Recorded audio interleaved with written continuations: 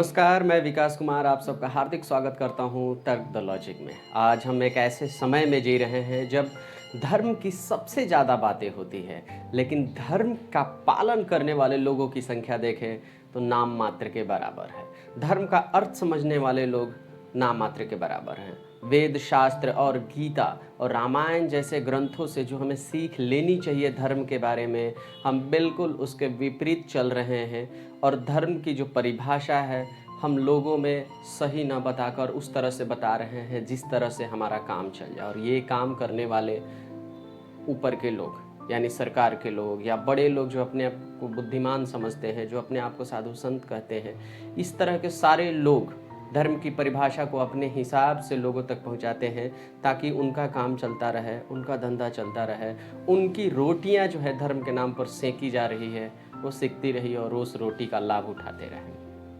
मैं आपसे अगर सवाल पूछूं कि आज भले ही कोई कहता है कि मैं राम का भक्त हूं, मैं शिव का भक्त हूं या मैं कृष्ण का भक्त हूं, किसी भी भगवान की भक्ति करने वाले लोगों से अगर मैं पूछूं तो वो सिर्फ उनकी पूजा करने की ही बात करते हैं, वो सिर्फ उनके मंदिर के निर्माण की ही बात करते हैं।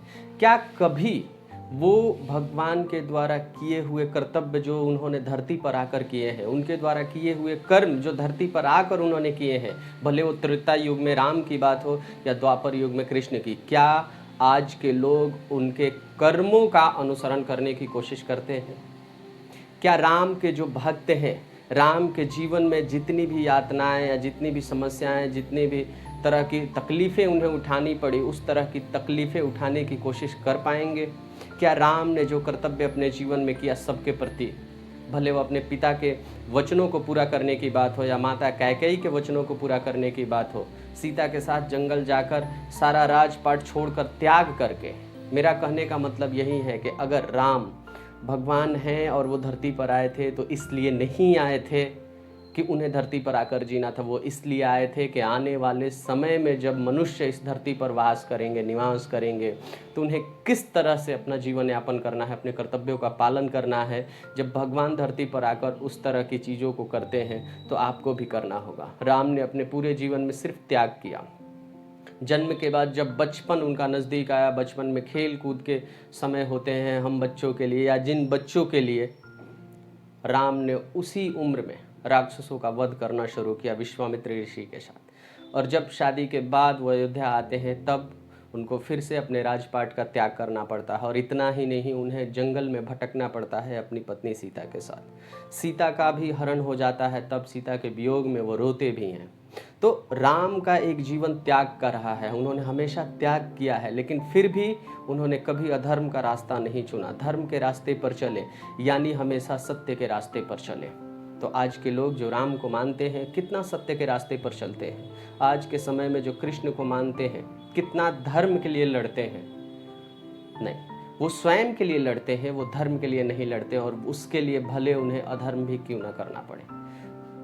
राम नाम जपने से राम की भक्ति नहीं होती, और न ही राम के मंदिर का निर्माण कराने से राम की भक्ति होती है। अगर भगवान राम भी आज यहाँ होते तो वो भी नहीं चाहते कि उनके नाम का कोई मंदिर बनाए, और लोग यहाँ पर बहुत सारे लोग ऐसे हैं जो कष्ट में हैं, जो जीवन यापन करने के लिए भी जूझ रहे हैं, उनकी कोई मदद ना करे, वो ऐसा ना चाहते। राम राज्य की परिभाषा कभी राम के नाम के जप के साथ नहीं होती है। राम राज्य की परिभाषा मौजूद यहाँ देश में या धरती पर सभी जीवों की एक तरह से देखा जाए तो सेवा करना, एक तरह से सब एक दूसरे से मिलकर आगे बढ़ना, जीवन यापन करना, अपने कर्तव्य कर्मों का पालन करना ही राम राज्य होगा, जिसमें कोई किसी को तकलीफ ना दे, सब कोई अपना कर्तव्य करे और सबकी सहायता करते हुए आगे बढ़े। यही राम राज्य होगा, राम भी यही चाहेंगे। लेकिन आज राम की भक्ति करने वाले और राम को अपना आदर्श मानने वाले लोग राम के जीवन का 1 इंच यानी 1% भी अनुसरण नहीं करते हैं। वो त्याग तो दूर, दूसरों का लूट कर खाने के चक्कर में भरे हुए हैं। मैं उनकी बात नहीं कर रहा जो बिल्कुल निस्वार्थ भाव से सेवा में लगे हुए हैं। मैं उन लोगों की बात कर रहा हूँ जो राम का नाम लेते तो हैं, लेकिन उनके जीवन से एक थोड़ी सी सीख भी नहीं लेते हैं। राम की भक्ति राम का नाम जपने में नहीं, बल्कि राम की तरह जीवन यापन करने में है, राम की तरह त्याग करने में है। और अगर आप इस तरह से अपने आदर्श का अनुसरण करते हैं अपने भगवान का अनुसरण करते हैं, तो ही आप अपने भगवान के सच्चे भक्त हो सकते हैं, और नहीं तो नहीं। मुझे लगता है आपको मेरी बात ज़रूर समझ में आई होगी। मैं चाहता हूँ कि आप लाइक कमेंट करके हमें सुझाव ज़रूर दें, और अगर आप अब तक आपने चैनल को सब्सक्राइब नहीं किया तो कर लें, ताकि हम आने वाले समय में आपको और भी इस तरह की वीडियोज़ और सीख लाकर पहुँचाने वाले हैं, देने वाले हैं। तब तक के लिए बहुत बहुत धन्यवाद।